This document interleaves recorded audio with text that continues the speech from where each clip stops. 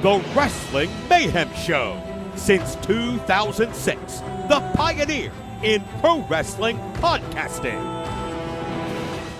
Just wait, just wait, just wait, just wait. Wait for the perfect time, then attack. Don't give up what you want, take it back. Wait for the perfect time, then attack. Do what you have to do, make it last. Wait for the perfect time, then attack. Technically, it is. Do we have to? It is 1 o'clock. Okay. That is when our panel does start. Okay. Well, as in the title, mayhem happens all the time. mayhem. We try to keep it under control, but it just No. it's crazy. So I presume you guys are wrestling fans. All right. Good. I know we've got somebody who's training Yes. with wrestling, so it's super fun. So for those who might not be aware, we are here with the Wrestling Mayhem Show, and we actually just celebrated our 20th anniversary for podcasting. So we've been pretty much podcasting as long as podcasting has been a thing.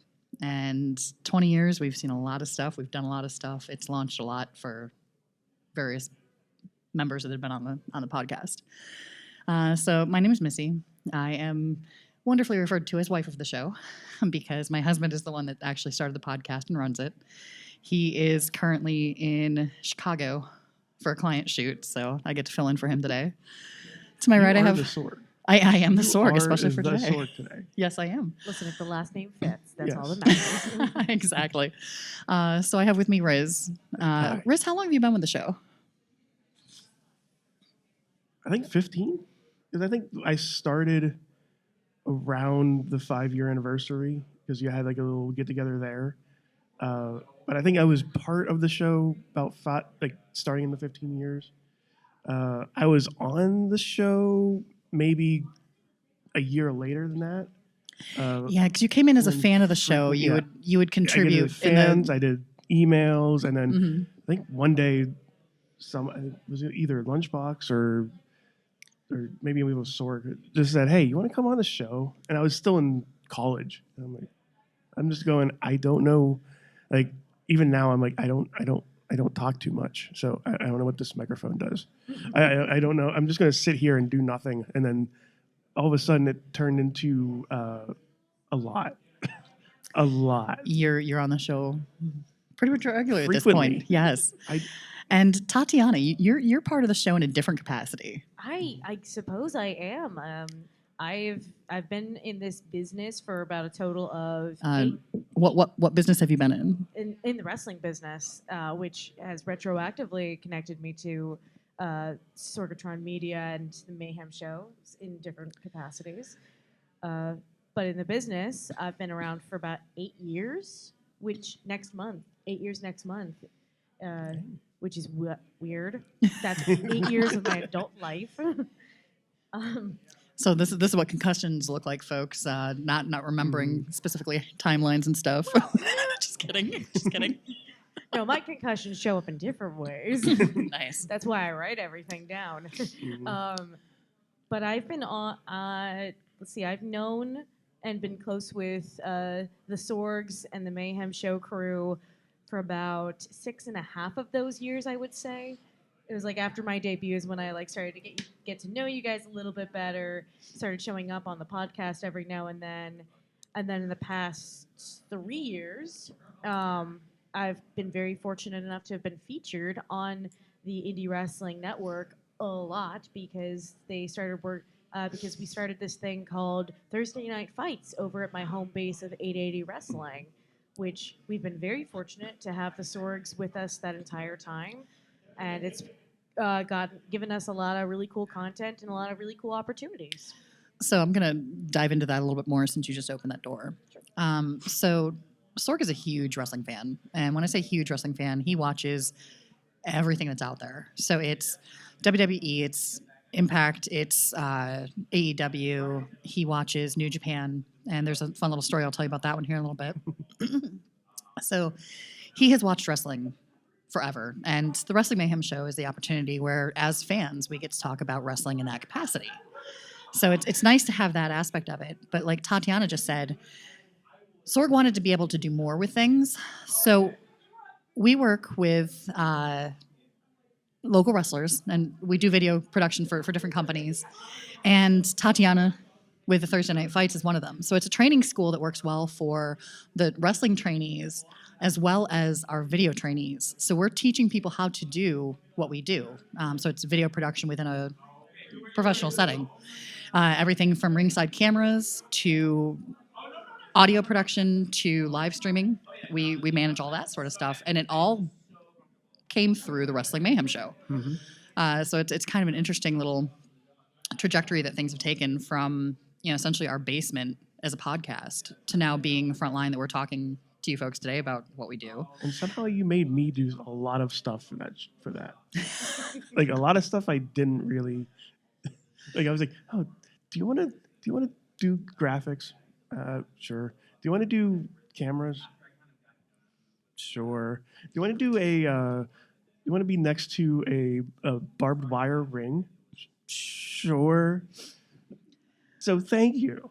But the nice thing about it is the opportunities and experiences. It is. It was an experience. So I do appreciate that though. It's been kind of interesting to kind of watch everything evolve. Going from being just fans talking about the wrestling space to actually integrating into the wrestling space through video production. And the podcast has been tantamount to all of that. Without the podcast, none of this would happen. Without the podcast, we wouldn't have met various people within the industry. So we work with some of the local companies, like Enjoy, for instance. So when they bring in some of their bigger names, we get to actually film and interact with them for their backstage promos, for some of their on-screen stuff, as well as we get to have the fun aspect of I'm in the same room with this person as they're talking over their match stuff. So like it's given a kind of very much behind the curtain aspect of it, to the point that different levels of conversation. And Tati, let's talk about some of the opportunities that you've had as a result of your wrestling as well as being on the show. Oh golly. I've run into Sorg in a couple of interesting places. One of the ones that sticks out the most is the only time I've shown up at Exodus Pro out in Ohio, back when they were still in partnership with the NWA. I was friends with a couple of people who were regularly working on the show, and they reached out to me and said, hey, we are looking for a female wrestler to come in. Are you available? Yes, great, come on down. And I get there, and wouldn't you know it, there's Sorg working on setting up production for the day, which was great.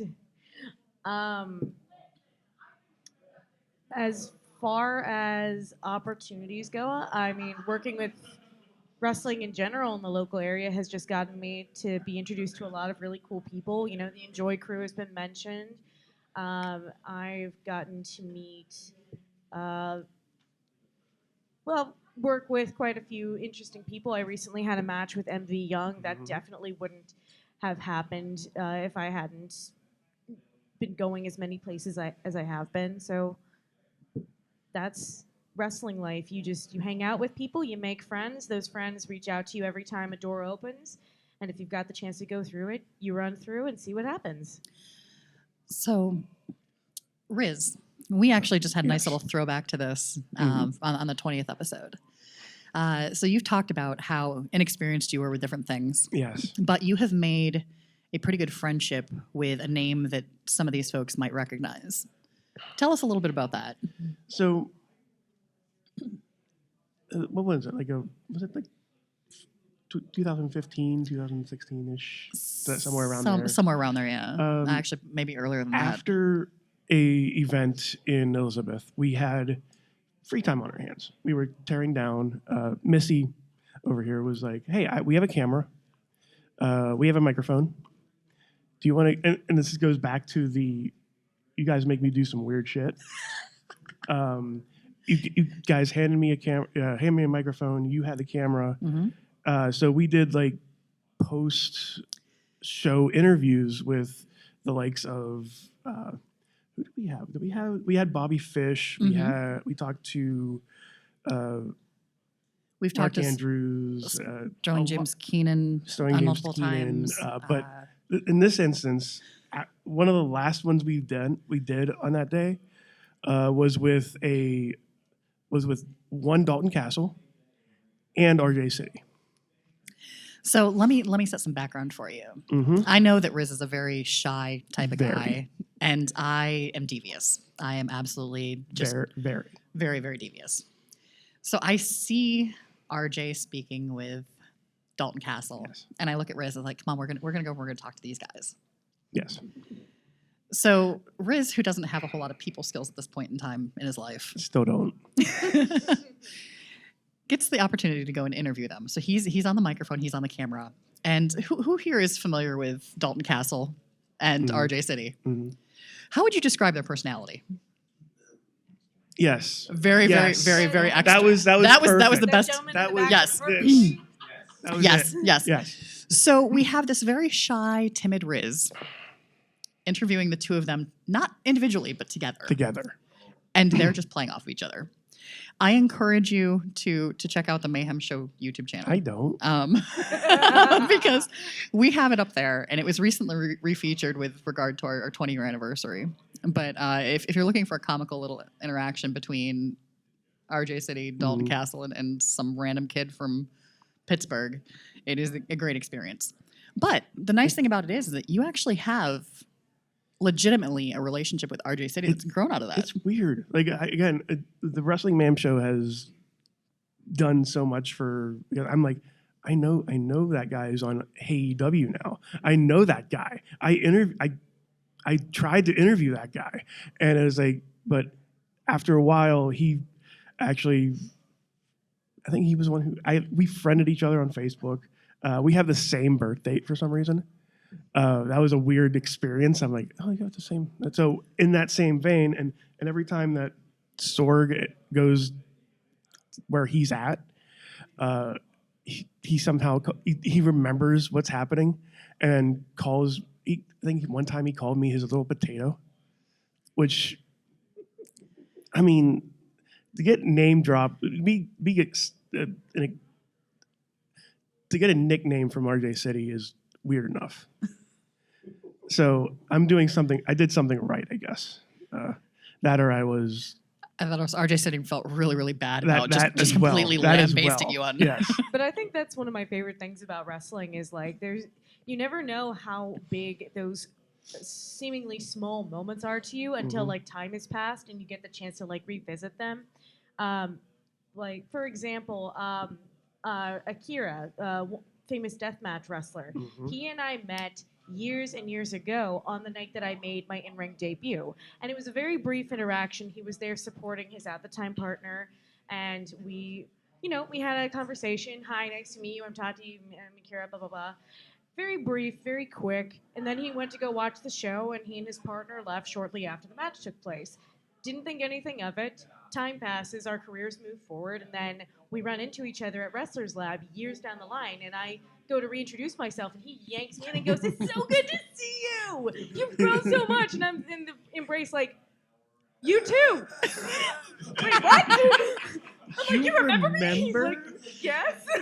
It's such a surreal moment, but that's the fun thing about where the path has come through the wrestling that I think is just absolutely amazing. And I love that the Mayhem Show gives a platform where you can share those sorts of stories and have fun with it under the circumstances. Aw, thank you. I think we have that somewhere, don't we? We do Buff Eagle? somewhere, yes. Yeah, it's here somewhere on the screen. Yeah. We can't leave here with that. I know. I'll see if we'll I can locate find it. There is not. Well, there kind of is. There is. So the Mayhem Show, like I said, we just celebrated our 20th anniversary. And as part of the 20th anniversary, we actually booked an in-person wrestling show, like an actual event. Because again, we have the opportunity to work with so many wrestlers and so many different wrestling companies that we have a good rapport with each of them. And it was nice because as soon as Sorg said, "Hey, I want to do something really cool," he had everybody jumping in saying, "I want to be part of this. Like, let me be part of this." So it was just a completely fun.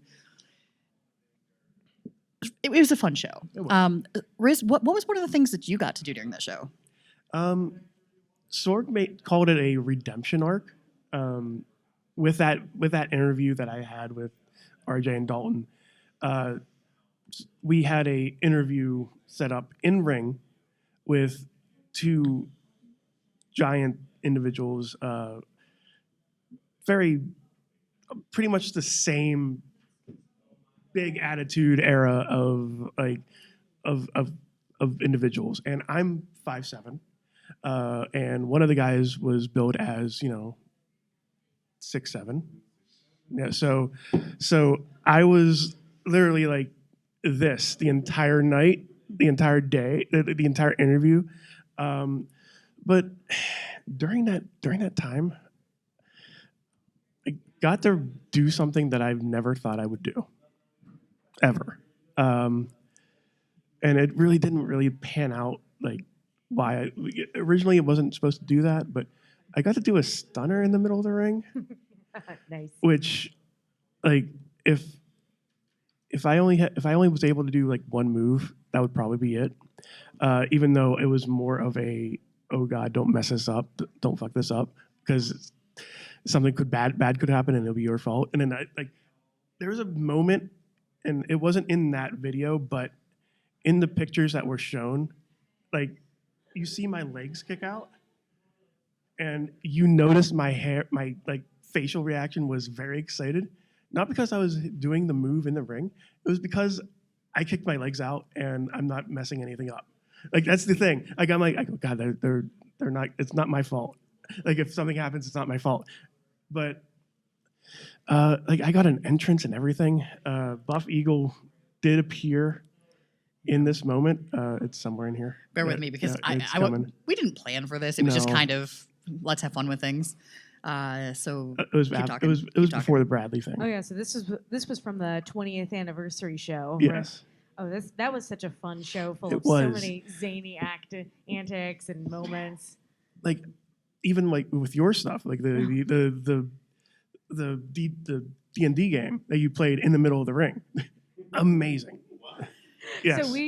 So while Missy finds this amazing clip, on the 20th anniversary wrestling show celebrating the Mayhem Show, myself and Keith Hott went up against Mikey Montgomery and Tyler Klein.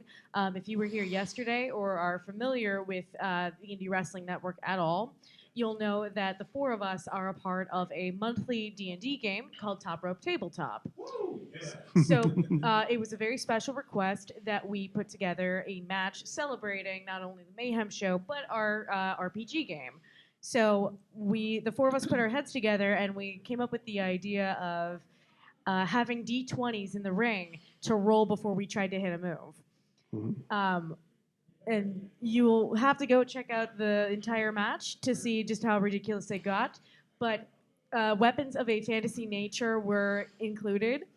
And somebody in the very beginning rolled a natural 20 in the very beginning of the match.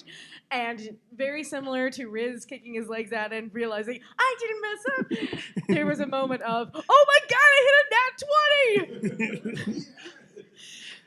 So it was a nice little thing that I think ties into what we're doing here today. Is it was that geeky, nerdy thing tied in with wrestling, which can be kind of separate, but we make it fun together under the circumstances. So here you can see this nice little still shot of I had a lot of hair. Baby Rizz. I had more hair. Talking with RJ City and Dalton Castle. This is on the Wrestling Mayhem Show YouTube page, and it's the 20 years of Wrestling Mayhem Show. I encourage you to just check it out because, like you said, 2013 Tatiana's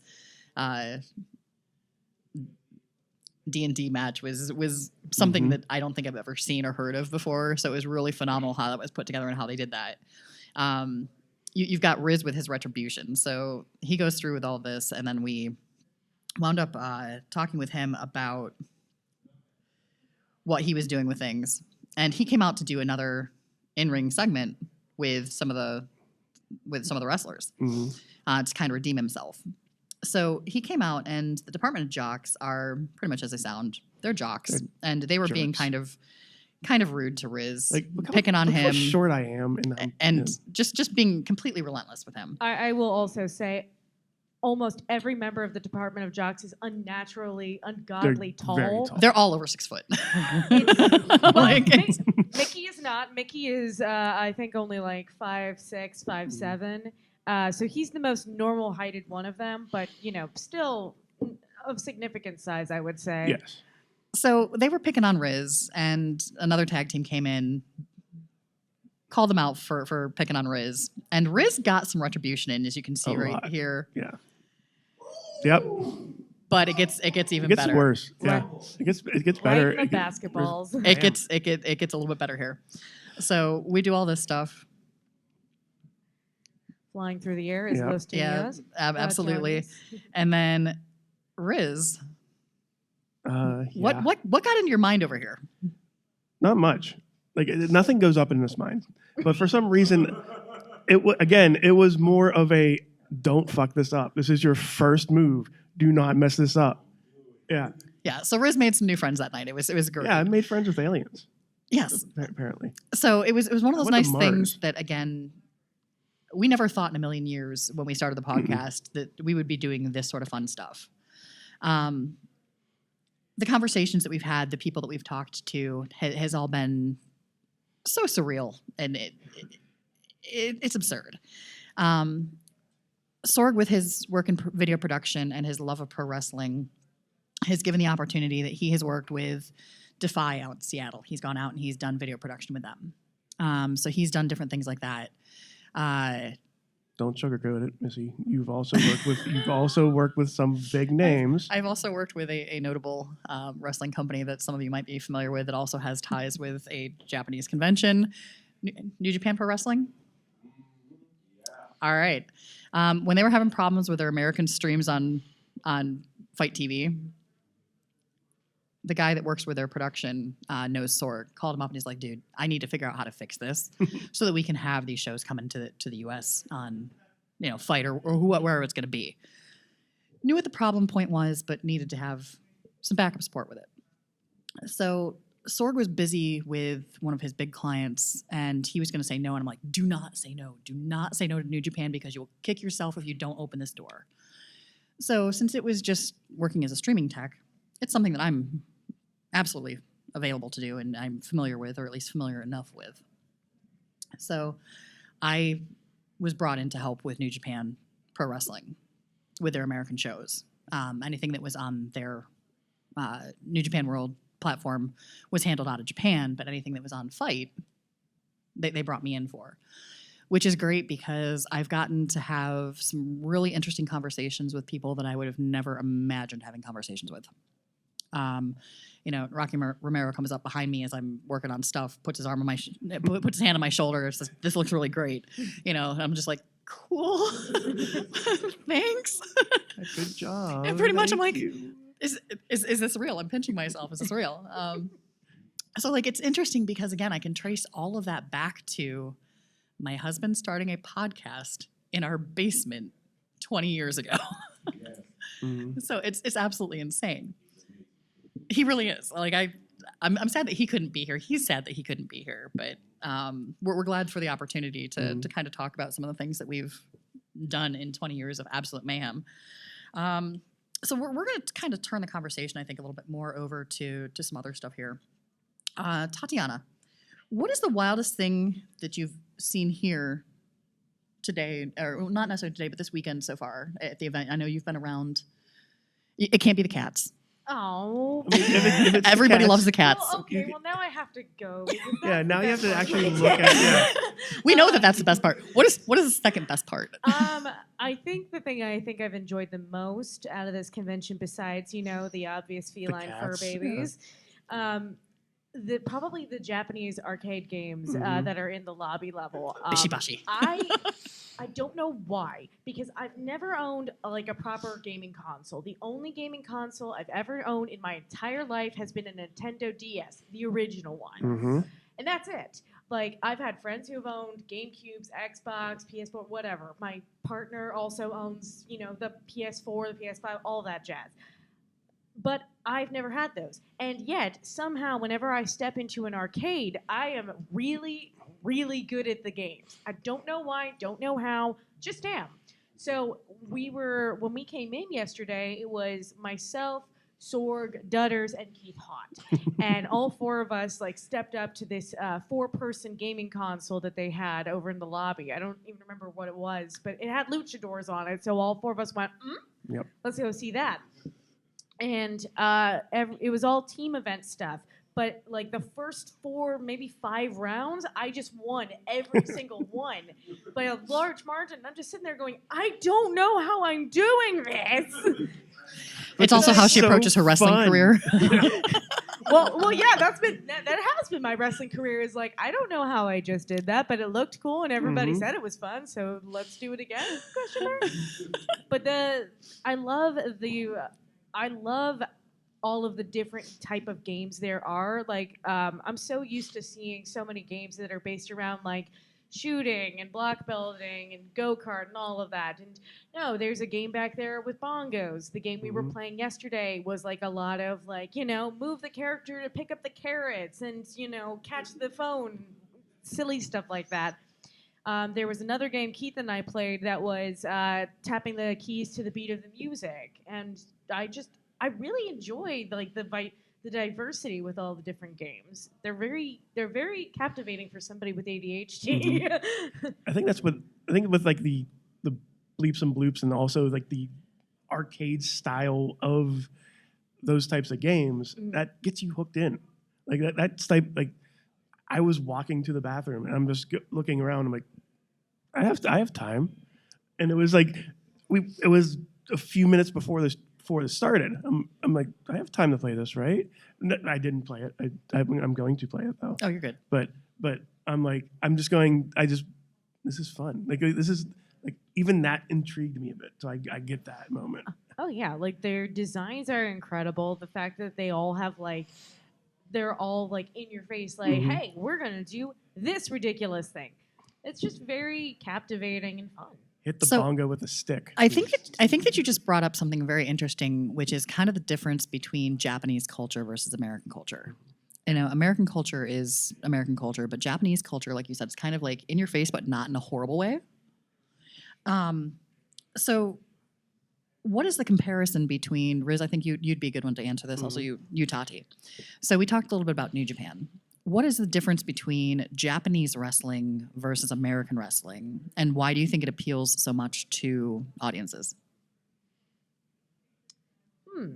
That's Guys, you big battle. Yeah. Guys, you big battle. Yeah. No, like it's if you don't mind, like it just feels like it's a lot. Like back in the day, like back when I was young, the only real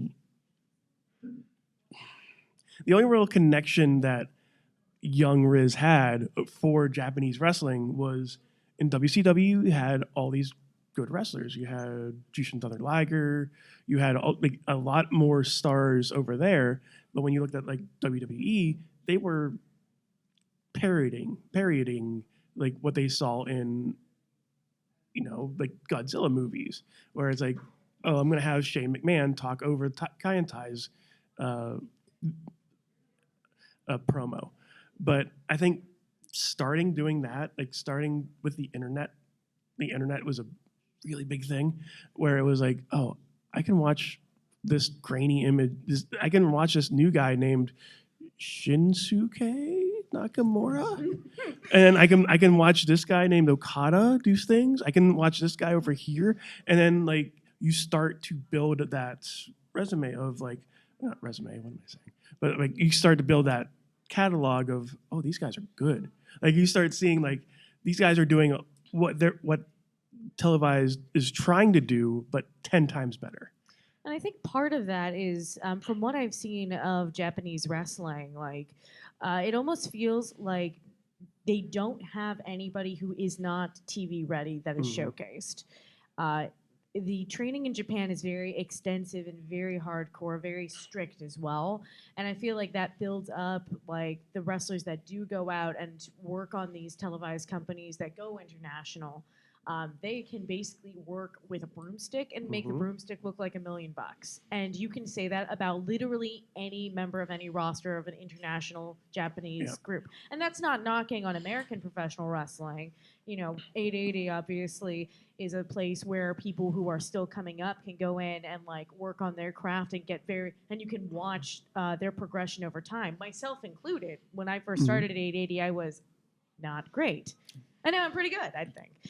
But Japan is like very like, no, if you're going out there, you are going out there as the best possible version of yourself and only getting better. And on top of that, I feel like they also have no qualms about like being over the top silly. Like, yes. I still remember when Marcus Mathers went to Japan and he was a part of an 8-person tag match. And there was an entire spot that took like 2 whole minutes where everybody on Marcus's team got shoved, sat down in the middle of the ring, and started crying obnoxiously and pointing at the person shoving. It is the funniest spot I've ever seen. I still go back and rewatch it because it makes me laugh so much. And it's so silly, and it does nothing for the match, but it's everything for the match. It's entertaining. Well, and I think the biggest difference there is it's not specifically for the match, it's for the fans. Yes. That is, I think, the difference. One of the biggest differences between Japanese wrestling versus American wrestling is they do silly little things like that that are for the people in the show, like in the theater, in the arena watching. And I think that it's something that makes it more personal. It's kind of like, I've been to a few WWE house shows, and they're not televised, they're house shows. But in the ring, those wrestlers would do different things that they wouldn't do on television to engage more specifically with the local audience. So I think that that's kind of one of the key tenets, in my opinion, of what separates the Japanese product versus the American product. Yes. And I can definitely say, like, back in 2020 when everything was shut down, the one thing I watched was Japanese wrestling was something called Choka Pro. Choka Pro was nonsense wrestling personified. They did a whole thing where at the end of every show, they did a rock, paper, scissors battle for a piece of chocolate. As you should. As you should. I would do the same thing. Yeah. I mean. and honestly, that type of wrestling, like above, and I say this a lot, that type of entertaining, that wrestling was more entertaining than like, and I'm not knocking it. I just don't like deathmatch wrestling, but that's somebody else's cup of tea. But that was my cup of tea. Like, it was just like, oh, this silly little thing over here in Japan is entertaining to me. And now I see it coming over kind of sort of when you look at like mystery wrestling with that type of where it's Sasquatch versus a guy selling hot dogs in a Falls Count Somewhere match, where somewhere in the middle, like somewhere in the arena, it's illegal to pin somebody. I want to work mystery wrestling so bad for that exact reason. They are clearly having a blast doing wrestling, but just making it ridiculous, and I love that so much. Yeah. They fought for like a literal bag of marbles. Like, that actually that kind of makes that's on par, I think. So we've been talking about the stuff with Japanese inspiration on some of our wrestling. You touched upon this a little bit there, Rizz. Why do you think that Japanese wrestling connects so well within communities, such as what we're seeing here? Sangawa is obviously, I wouldn't equate this to wrestling perhaps, but we're here having a conversation. There are people here in the room that are listening to our conversation. Thank you guys. So what do you think makes that connection well between those different audiences? Personally, I think it is because they do showcase a little bit of everything. Rizz, I know you mentioned you're not a big fan of deathmatch wrestling, but Japan has a pretty prominent deathmatch scene. They have Joshi wrestling, which is all women's wrestling. They've got New Japan, which is like it's basically the WWE of Japan, or rather WWE is the New Japan of America, if you will. I like that. I think that one's more accurate personally. But like they have they have wrestling for everybody, and no matter what wrestling you're looking at, personally it goes back to what I said earlier, where everybody is like crisp, everybody featured on that on those promotions and featured in that type of wrestling can make anybody look like a superstar. And I feel like that helps because when you are good at what you do in the ring, everybody believes what you're doing in the ring that much more. Yes. Absolutely. Now, Rizz, Yes. shortly after you came on board with the Mayhem Crew stuff, you said that there was a show that we had to go to. You, Sorg, and I traveled. We traveled a lot. I know exactly what you're talking about. And I was going to say, you better know what I'm talking about. Yeah. Again, it was one of those things where it's like, by the way, we're talking about Chikara. We went to King of Trios one year, and it was one of the funner weekends we've had. Same. There was a lot of wrestling, a lot of entertaining. That was the first time I've seen Stokely Hathaway, also known as back then known as Chuck Taylor, trademarked.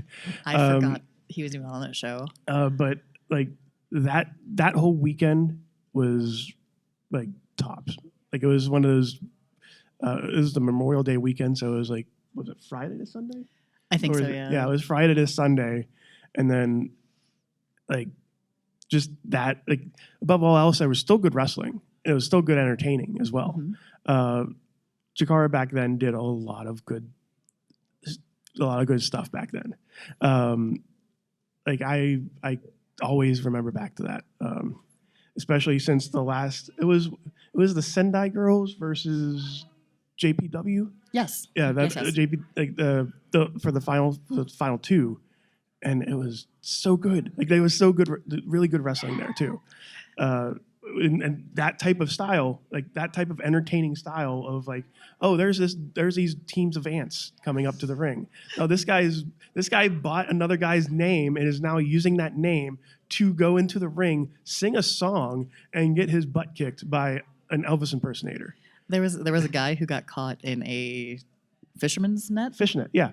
Yep, there was that one. That was the first time I saw Orange Cassidy. Same. And I was like, who is this guy? I want to see more of him. And now I can. And it brought us to this avenue, this tree line of like other wrestling that goes on. There's like you have that good wrestling where it's like these past WWE superstars are facing off against Sendai Girls. And it was like, oh, this is good. So you have like that type of entertainment can go into other aspects of professional wrestling, I think. So I think I want to talk to you guys more, and I want to learn more about your experiences. Ooh, putting you on the spot. Yeah, well, not exactly. They have the choice. So what is some of the wrestling that you folks are watching, and like what are some of the styles and inspirations that you like to see on the professional stage in some capacity? Loaded question, I know. Mm-hmm.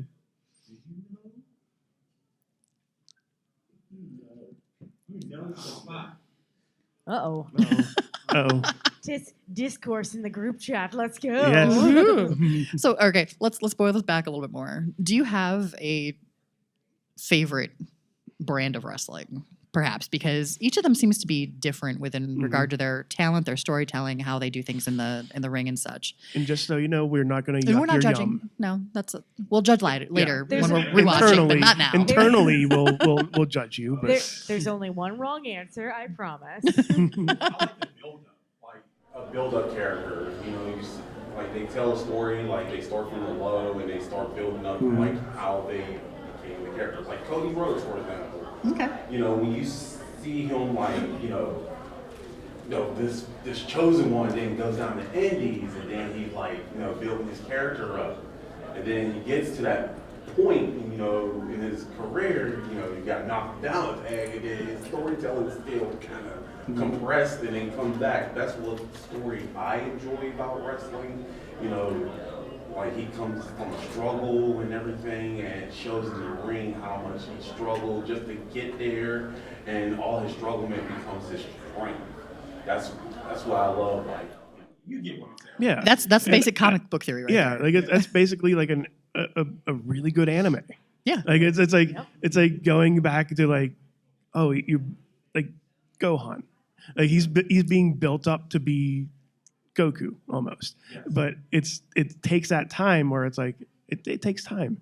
You have to do this. You have to push yourself to do that. And like even before I came here, I'm going through my head. I'm going like anime and wrestling are kind of interchangeable. Like good storylines like that, and happens in both anime and wrestling, and in a lot of other media too.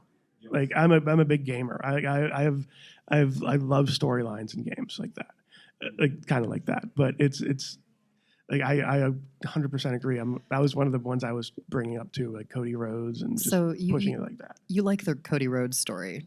Is there an anime character that you would equate him and or that story to? If I had to pick the anime character, like just weak and then all of a sudden strong. Closest one I would love to say is, I can't say Vegeta. You brought up Goku and everything. Goku was another one. But I will have to honestly say, if I have to say it's Yeah, there's a lot. I can see him like rolling through your brain right now. I went to the most like the easiest one off the top. The easiest one in my head. I'm like, go. Mm-hmm. like, at first he was like, really, really strong. We look promise to this guy. This guy is amazing. Well, because he's Goku's. He's from Goku. Yeah, so there's automatically an expectation there. Like, John Cena. He's probably the GOAT, like Goku. I can't stop this guy. It's like, but I feel that, like, Gohan, we look promised to Gohan at one point in our lives. And when he got a family and things like that and started, like, doing his studies, he became weak. And that's the whole thing with Cody Rhodes was, and everybody's like, just promising this guy, but we went up and get the Z sword. So let's say he went to the Z sword, start training with the Z sword, and he broke the Z sword, and then he comes back to fight Majin Buu, who was probably the Roman Reigns at that time. Fighting and fighting and fighting. We promised, like, yes, he's going to do it. He's going to beat Roman. Then all of a sudden, the first time around, lost. Mm-hmm. Because everybody looked for that promise. Yep. And then the heel flip, Gunther. Everybody hates Gunther. Oh, so Gunther has to be Vegeta in this case, wouldn't he? He's more of a Frieza. Yeah. Okay. I like Frieza, that comparison. I see Cell. Or Cell. I see Cell more. I see more Cell than Frieza. Yeah. Because he'll sit there, like, I'm going to challenge everybody. I'm going to beat the crap out of everybody. He did. I'm just going to beat the crap out of you. I'm perfect in every way, so, like, you can't stop me. Seth Rollins is more like who would be a good example of Seth Rollins? He's coming back and you're like, I enjoy watching Seth Rollins because he's my favorite guy, because I remember him. You love, and myself, I love to hate him. Yeah. Like that's the thing. Like I love when he's heel because I just love to hate him. See, no matter what, like Seth Rollins lost the plot with me when the Shield originally broke up, just because I was a much bigger like Roman Reigns and Dean Ambrose girly at the time. But then as time went on, I realized I really am just a Seth Rollins fan, no matter if he's a good guy or a bad guy. Like genuinely, I enjoy his content now, no matter what he's doing. I do wish he would get better friends, though. I really, really wish he'd get better friends. So those are things that I enjoy. There's like Rhea Ripley. She reminds me like her story was like more like on the side of I can't say Sailor Moon because she's not Sailor Moon. Yeah, she's not a no. Like to me, and I'm going towards video games and anime now. She's more like a Bayonetta. Like Bayonetta and WWE. That's what I thought first time I saw it. yes, like at the wall, have the confidence going in. I know I can beat you. Yeah. I want to beat you in the most sexiest way in the world. And everybody's gonna like me for it. Yeah. Muscle mommy with So yeah, that's my comparison. But yeah, I like a good build up. You know, luchadors, like, I like a good story when they tell, like, when they're in the ring, like, they jump, like, this guy can fly. Oh my goodness, he's amazing. Like, Is he? And You and I have different thoughts on luchadors.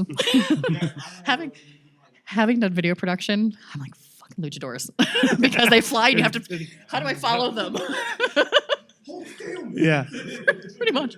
but even like with the luchadors now, like El Grande Americano, Yeah. like that whole storyline now is it's they did the meme. Yes. They did the point. Yeah, they actually did the meme. Good. They should. And I'm looking forward to going to like watching a AAA match or event for that storyline now. See, when I think of the two El Grande Americanos, I actually more think of like Jason Todd and maybe Tim Drake. Like the Robins pointing at each other. Okay. Because like I think of the original El Grande Americano as Jason Todd and like everybody being like, oh man, this guy sucks. This guy's the worst. I wish you'd go away. And then second version of El Grande Americano, oh, this is cool. I like this. Yeah, I this like one's this better. a lot. So I don't even think of that character in an anime sense just because like I feel like DC Comics gave us that Yes. plotline. You could even make the argument that second gen El Grande is actually closer to Dick Grayson, technically. Yeah. But that goes backwards, so canonical order and whatnot. The one that died that came back as a Red Hood, like. We will. We need an evil El Grande then. Sure. Yeah. Make a third one. Let's go. Let's do it. Oh, maybe not a third. Maybe not a third one. Yeah. Maybe that was maybe not. So, I think that I'll go ahead and open up to you guys. Do you have any questions for us about anything that like we've done or anything we've talked about or anything you'd like to maybe see in wrestling? That we're in Mayhem Mania season, aren't we? We are. We are.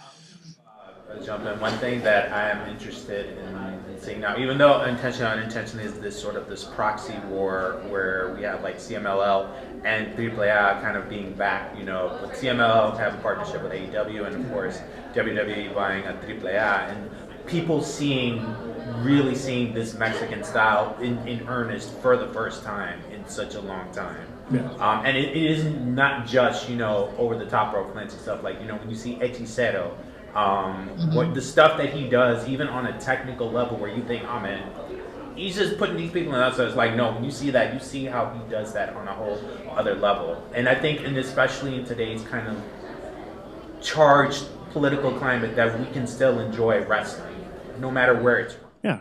Absolutely. And I like the Hechicero commentary there because he's a big dude, but he can move. Mm-hmm. Like it's astounding how he looks like a luchador, but he doesn't look like a luchador. And it's crazy. Like that's the thing that I love most watching his matches. It's just insane. As an in-ring performer, there is nothing cooler and also more terrifying than a big guy who can move really well. I've been in the ring with Sam Holloway, who's with the he's a big man. WWE ID program. That kid can fly. And on one hand, holy crap, that's so cool, dude. But on the other hand, It's like he's blocking out his sun while he's coming towards you. on the other hand, it's very much like, man, I really hope you don't feel the need to fly at me because I don't think I'll make it. I think we'll get a Tati pancake at that point. Well, that's like another large wrestler that we all know that was trained by DJ Z and flies unexpectedly as a big dude. Yep. That is, it's like a tank one, like, with wings. Yeah. Pretty much, No, yeah. exactly. And it's That's the crazy. best way to put it. Yeah, I did want to say, for me, I'm very much into a lot of comedic styles. I love that there's people who are just purely there just to just make people laugh. Yes. Yes. And 9 times out of 10, they're honestly one of the best wrestlers. They're just like, I don't need to do all this. I can just Make be people silly, laugh. and everyone's gonna love it. Like you got your R-Truths, you've got your Orange Cassidys. You mentioned AAA. You've got Pimpinella as her lead villain. Yes. It's everyone's just like, oh man, this person is is kissing people, and they're like, oh my god, they could come off as like, oh, it's homophobic or whatever, and like it kind of starts that way, but at first, then it's like, you know what, we love this person, we love that for them, we want to be on their side. It's just a fun vibe in general, and especially when it's like, oh, now I'm not going to take this person serious, and then they're like, oh, They're really good. okay, you don't take me serious. And then all of a sudden, you know, Orange Cassidy's out here doing the promos of his life that no one saw coming. He's got he's winning title after title. I mean, the whole R-Truth thing last year, Oh my just goodness, in yeah. general, like people were just like, no, we love this guy. Yeah. Mm-hmm. Yeah. Why did you? Yeah. Why did you cut him? What is going on? And yeah. He's a leader. He's established himself. Like, Mhm. Mm-hmm. some of the young talent look for leadership in that locker room to make them feel better, like, about the business. Well, That's why. and that's one of the things I think that like Miz has moved into that kind of a role too with WWE. Like he's not going for belts. I mean, generally speaking, but he's there to put over the younger talent. Yeah. He's there to raise them and bring them up to the next level on things. And he does it in such an over the top comedic. Like I really hate this. Such a douchey guy. Like why is he even here? Yeah. But we all love to hate him, and it's great. And I went to the event, and like that was recently in Pittsburgh last couple months ago, like in December. You know, he wearing brown gear. Oh, of course. He knows what city he's in. We all knew. And then at the end of the whole thing, He put over Mello, and then top of that, he just like went in the back, like his wife and kids were right there, and he hugged them. I'm Yeah. like, oh man, he's a good guy. Too much of a good guy. That's the thing. But it's nice to kind of have that. Mm-hmm. And also to iterate on his like the guys that make the laugh and everything, I feel that Chelsea Green is one. Yes. Yes. Chelsea Green is so good at everything she does, and she like built the first thing she did, and like this is a very important part of the journey that gets overlooked.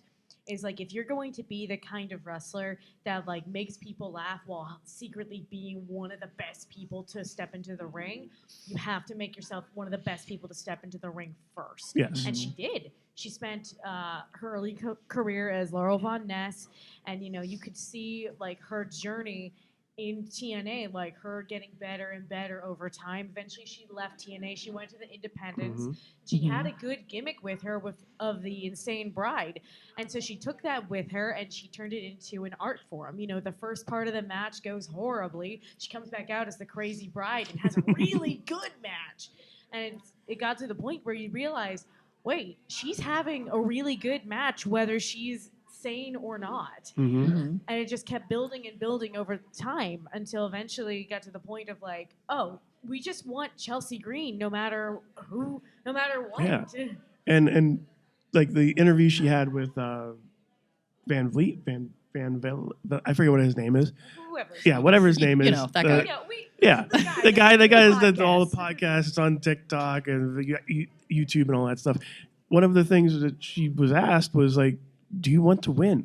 She goes, I'm making money to perform out there, and I'm making the match better.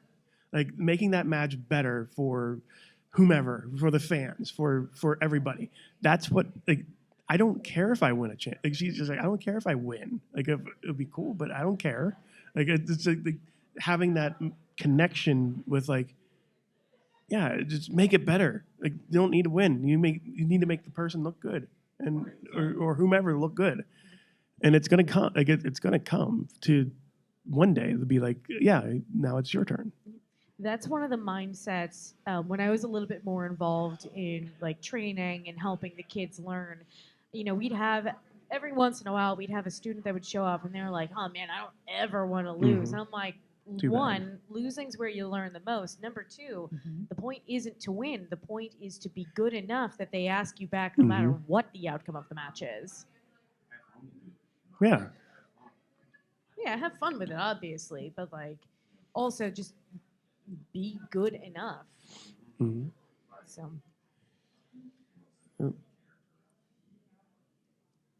Yeah. Any.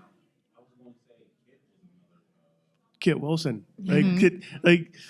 Kit Wilson's rise after what happened after Elton. Oh, got- we got really hurt is like very surprising, but it fits because of all the stuff they've done together. Now he's doing it separately, and right now Kit Wilson's the best thing that's happening in wrestling, and he's getting his butt kicked every day. He's going to be, by the end of the year, he'll be in the running for a belt. He'll get his comeuppance. Big time, because he just brings that aura, like, you know, just his character in general, like, I don't like this guy, like, catchy song, to me, catchy song first, then personality reflects that, and then, boom, it's done. Yeah, I tend to agree with that because the music is what gets me. Like I know who's coming out based on what It's I'm the hearing, and music, it's the music. video, like the video screen itself Yep. was amazing too. Like It's also the confidence he it's- brings to the ring. yes. Mhm. Like, Kid and Elton both had like that confident, like, yes, it's us. We look amazing. We wrestle We're amazing. You need to perfect. pay attention to us. And you know, sometimes that's all it takes. And not to knock on Elton Price because he's fantastic, Mhm. and I genuinely hope he recovers quickly and is able to come back to the ring. Mhm. If nothing else, than to just join Kid and ride this wave of well-regards flowers they should have been getting. Yes. But I think just having that new entrance was like the thing that made everybody go, huh? Wait, what's that? Oh, Yeah, it- okay. This guy, he knows what he's doing, and he's good in the ring. I'm digging this now. Mm. Like sometimes that's all it takes to make everybody turn their head and go, wait, what's this? That's not a generic music. What's going on? Like it's like just like that's not whatever their names were that everybody's making fun of for the same music over and over again. You mean everybody else on the NXT roster? Yes, exactly. Listen. Everybody, listen. NXT is full of some incredible athletes. There's a lot of incredible workers down in that brand, and they are doing fantastic. But whoever is doing the new entrance music for the talent in NXT, and a good chunk of the main roster as well, they are not doing a good job. And I'm sure they are doing their best, but the point of wrestling music is not for everybody to just kind of like, build their way up top. The point of an entrance song is to make yourself stand out. Yep. As soon as you hear that first note hit, the fans are gonna either love you or hate you because they know who you are. Exactly. It's like the last shatter. Glad Exactly. Still, Iconic. to this day. Cody. The Undertaker. Like you would hear certain things and you're like, oh my god, it's my favorite wrestler. I hate that guy.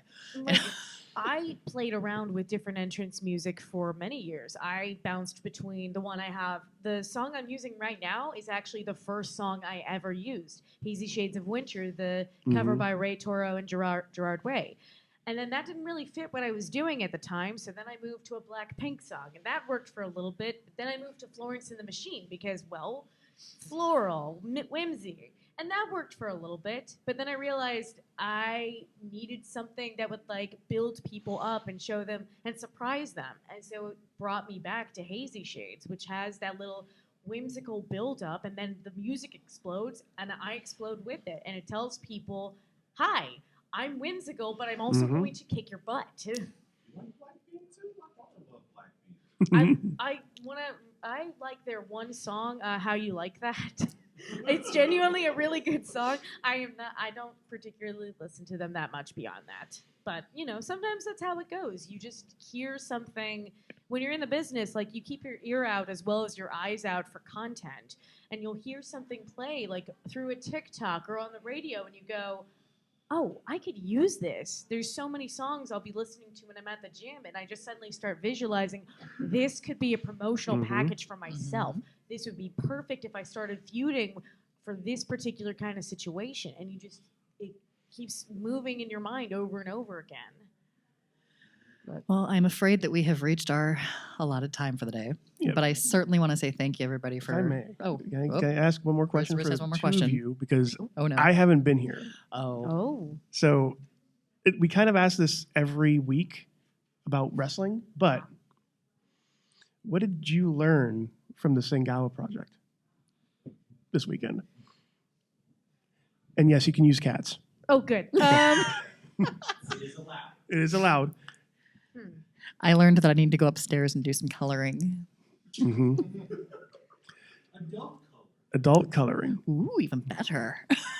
I learned that there are multiple avenues in which to meet and potentially adopt cats, and I will be using them going forward. So there will be a flower cat in the future. So, Rizz, we're going to toss the last question to you. Oh no. Yes. What have you enjoyed about your experience here this weekend? Well, I haven't. I've only been to like here and then. So what you're saying is you really enjoyed our panel. Yes, of course. Oh, do you want me to talk about the Xbox panel? The Xbox panel was actually really good. I did like that too. I was actually surprised by that one. But it is 2:00 now. So we'll have Rizz send his acknowledgments on the previous panel in his social media. So definitely follow him over there. And thank you again for joining us for Mayhem Show. And we hope to see you guys moving forward. Yes. Just wait. Wait for the perfect time, then attack. Don't give up what you want, take it back. Wait for the perfect time, then attack. This show is a member of the Sorgatron Media Podcast Network. Find out more at sorgatronmedia.com.